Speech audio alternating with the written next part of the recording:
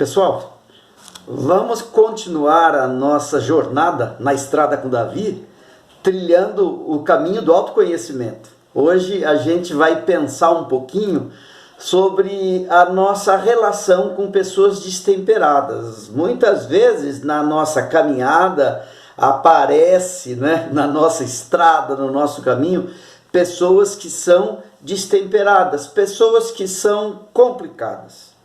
E você deve saber reagir diante delas.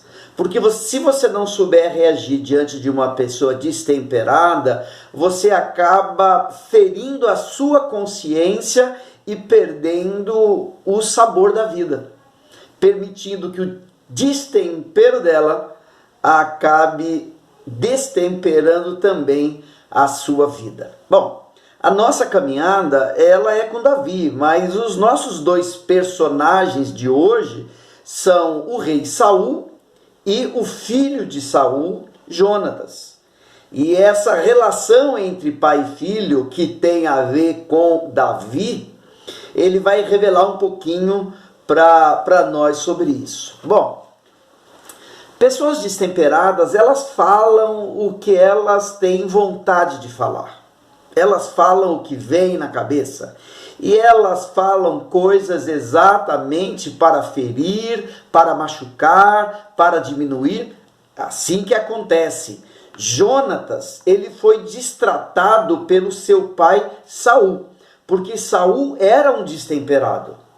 A gente lê em 1 Samuel, capítulo 20, no versículo 30 e 31, assim, Então se acendeu a ira de Saul contra Jonatas e disse-lhe: filho de mulher perversa e rebelde, não sei eu que elegeste o filho de Jessé para vergonha tua e para vergonha do recato de tua mãe?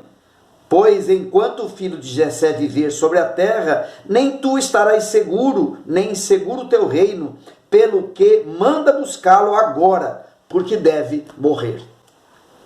Se você acompanhou os dois últimos episódios na Estrada com Davi, você lembra que havia uma festa de lua nova, e nesta festa todo mundo deveria estar presente, e Davi decidiu não estar presente para testar ao rei Saul as intenções do rei Saul. Foi um trato entre Davi e Jonatas, para que, dependendo da reação do pai de Jonatas, eles entendessem qual era a verdadeira intenção de Jonatas. Então Davi não foi nesses jantares da festa de lua nova. No primeiro dia, o rei perguntou, aliás, o rei observou, não falou nada. No segundo dia, ele observou e perguntou para o filho: cadê Davi?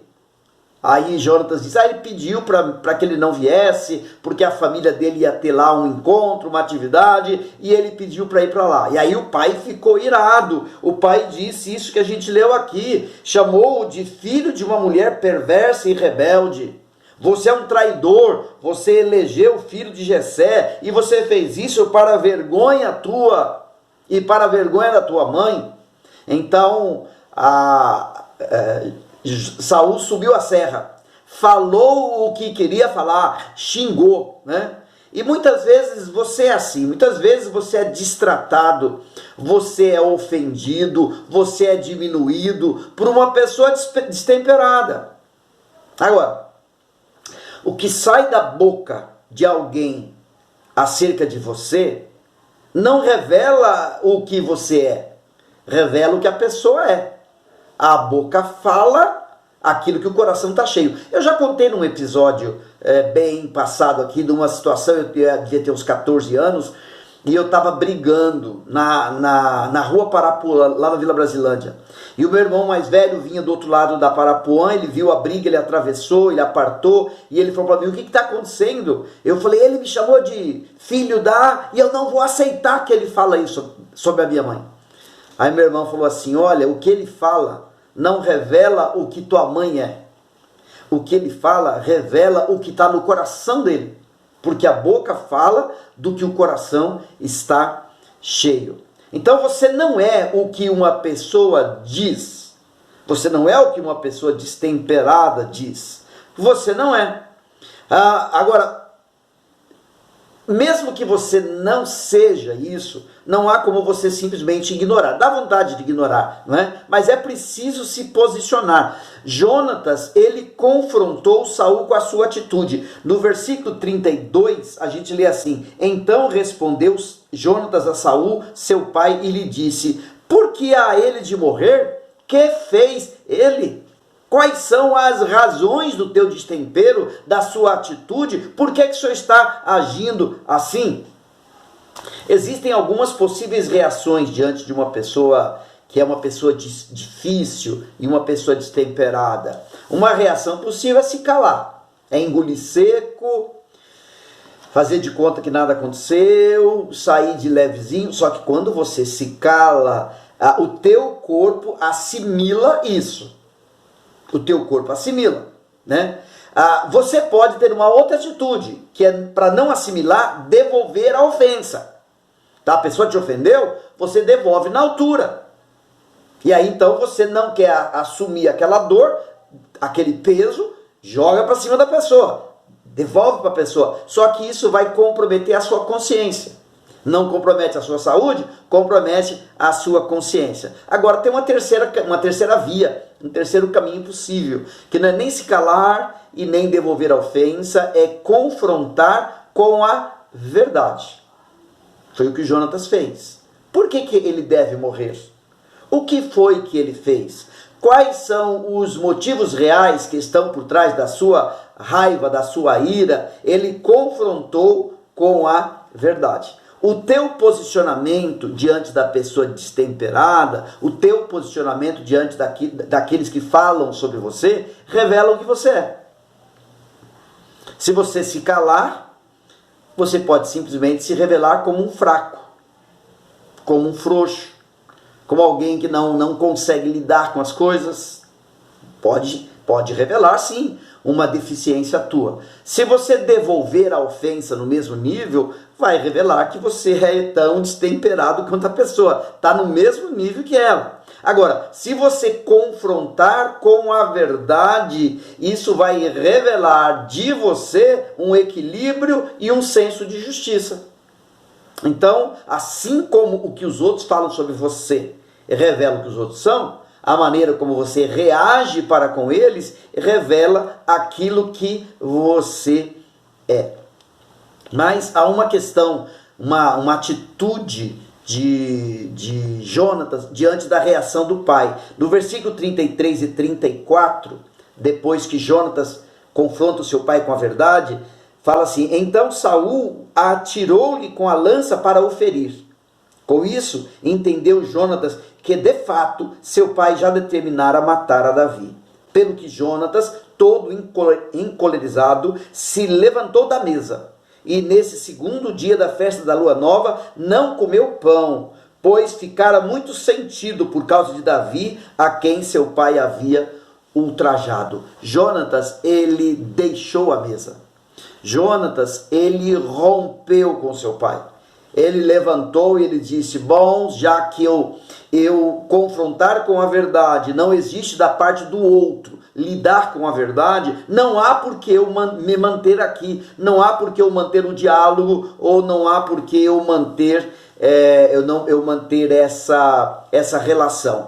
Lógico, isso colocou a vida de Jonatas em risco, porque o pai dele, encolerizado, jogou a lança nele, tentou feri-lo, de repente até mesmo matá-lo. Mas isso foi bom porque Jonatas não violou a sua consciência. É como se ele dissesse: olha, eu quero lidar com a verdade disso. Se o senhor não quer lidar com a verdade, então eu não quero conversar. Não quero participar disso. Eu estou fora. A minha consciência eu não vou ferir. Posicionamento não é somente palavras, mas ações concretas. A posição que Jonatas tomou não foi feita por palavras. Ele levantou e saiu. Ele estabeleceu ali qual era o seu posicionamento.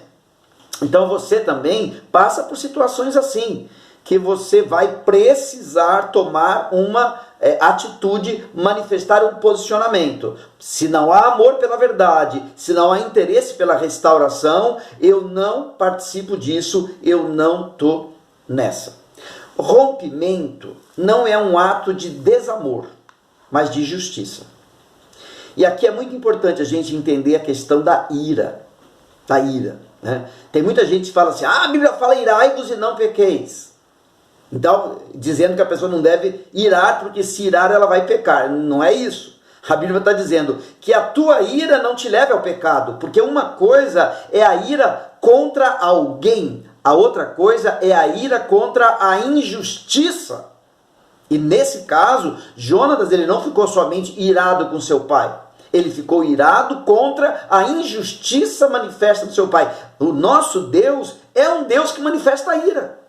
E é um Deus que manifesta a ira sobre a injustiça, sobre a iniquidade. Ele muitas vezes rompe. E o que é o inferno senão um rompimento eterno? Quando Deus diz, na minha casa vocês não viverão, vocês vão viver alienados da minha casa, distantes da minha casa para sempre.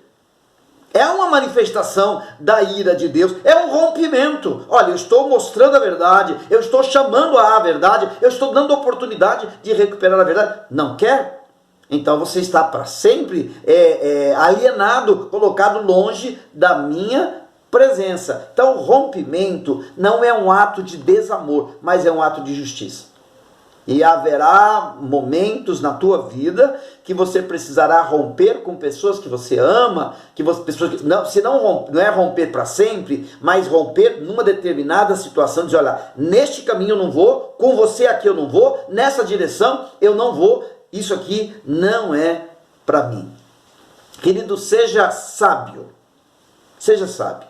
O destempero dos outros não precisa tirar o sabor da sua vida. Não é porque o outro é salgado demais que o arroz e feijão da sua vida precisa ser salgado também. Não quer dizer que você precise ignorar, mas quer dizer que muitas vezes você precisará confrontar e às vezes você precisará romper para que a justiça se estabeleça. É fácil? Não. Não. E é exatamente por isso que eu te convido a orar, buscando, junto comigo, buscando a liderança do Espírito, porque somente o fruto do Espírito, amor, alegria, paz, longanimidade, benignidade, bondade, fidelidade, mansidão, domínio próprio, somente, e a palavra domínio próprio significa temperança, né? Temperança, porque sem o domínio próprio a gente vive destemperado. O Espírito Santo, ele não foi dado pelo Pai somente para que você tenha poder religioso, dons espirituais. O Espírito Santo foi dado pelo Pai para em você restaurar a imagem de Deus, a partir de Cristo como padrão. Levar você a ser como Cristo, porque o fruto do Espírito são as características de Cristo Jesus. E é isso, é exatamente isso que Deus quer fazer em você através do Espírito. Vamos orar? Vamos orar. Ó Deus, é verdade que nós vivemos muitas vezes perto de pessoas destemperadas. Agora é verdade também que muitas vezes nós somos destemperados. Então a primeira oração, o primeiro pedido é para que o Teu Espírito Santo opere em nós. E operando em nós, nos traga as características de Cristo Jesus. Aquela característica sábia, equilibrada, que o nosso Mestre manifesta. Opera em nós essa transformação. Mas dá-nos também, Pai, dá-nos sabedoria para lidarmos com as pessoas difíceis, com as pessoas que são destemperadas. Nós precisamos disso para estabelecer a justiça e para que a nossa vida não perca o sabor por causa dos outros. Isso é o que nós oramos, é o que nós pedimos em nome de Jesus. Amém. Deus te abençoe. Até o nosso próximo trecho da jornada.